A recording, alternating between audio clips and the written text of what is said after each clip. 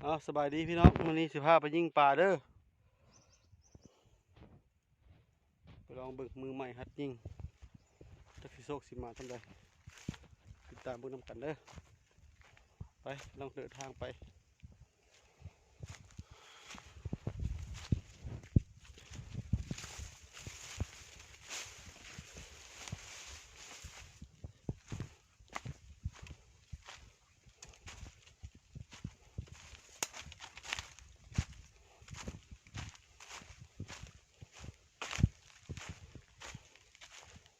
หมายเข้ากันนะแม่พี่น้องเลย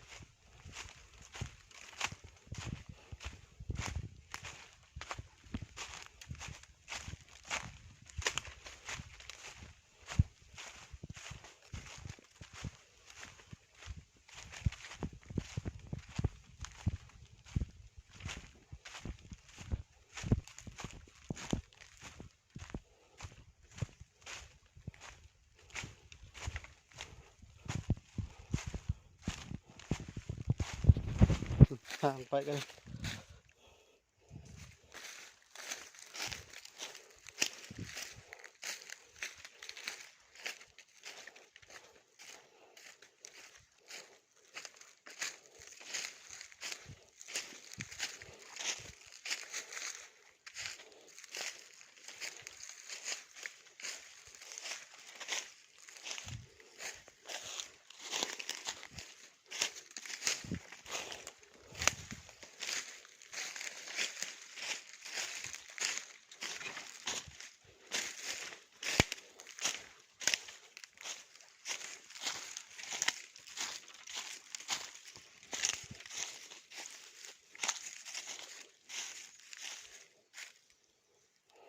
พี่น้องมาแล้วพี่น้องมาแล้ว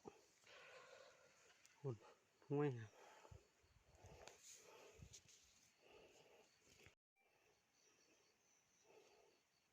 ร้อนแหละจะน้อยสิเบิ่งน้ำกันชอบเบิ่งน้ำกัน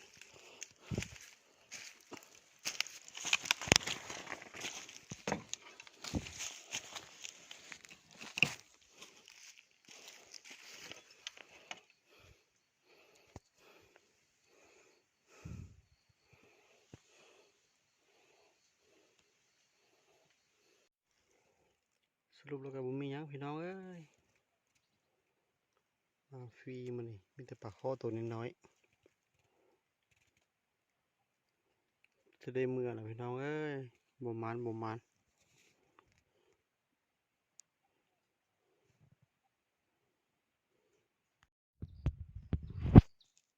เงียบพี่น้องเอ้ย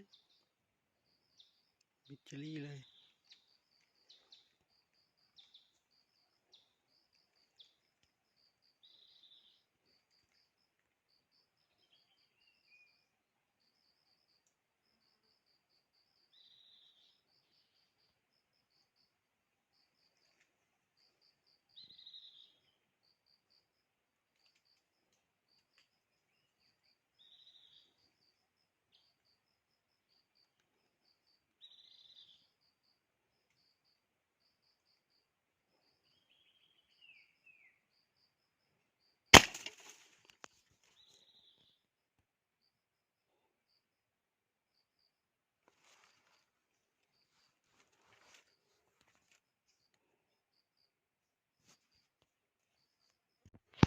ถ้าติดตามมันกันเด้อพี่น้องเด้อสิมันเด้อบ่มัน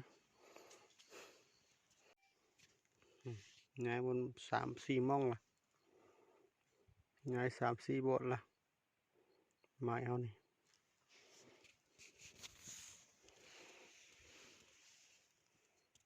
บ่มีเลยปลาคอใหญ่มีแต่ปลาคอซ้ำปะตีนปะมือ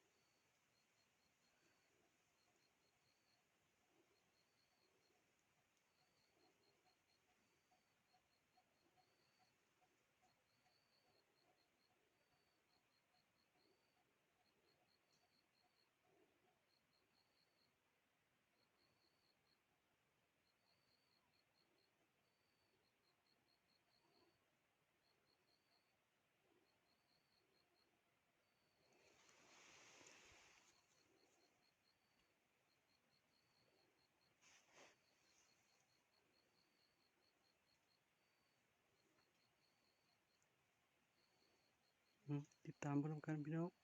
สิมานอยู่บ่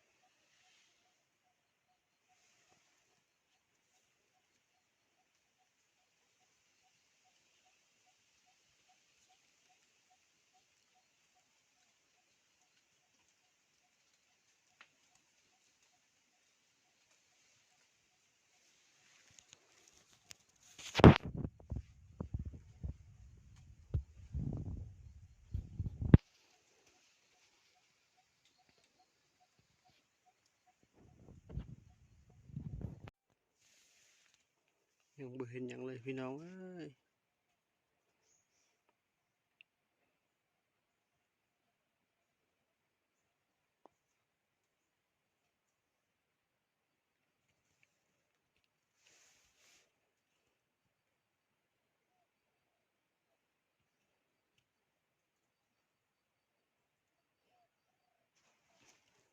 แต่ปลาคอตัวน้อยพอใหญ่บ่มีเลย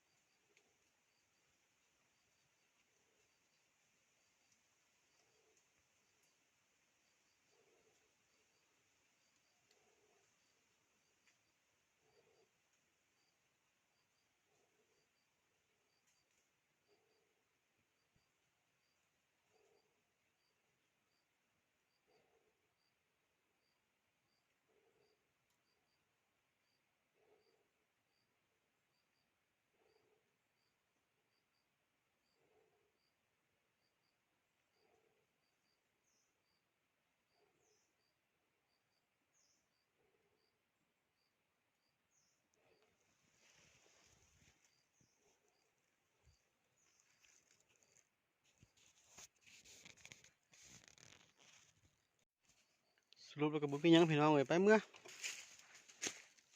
คลิปนี้ก็สิจบไว้ส่ำนี้แหละขอขอบคุณขอบใจติดตามเลยรับชมเด้อฝากกดไลค์กดแชร์กดกระดิ่งกดติดตามหน่อยสิได้เป็นกำลังใจเฮ็ดคลิปต่อไปเอากล่าวคำว่าสบายดี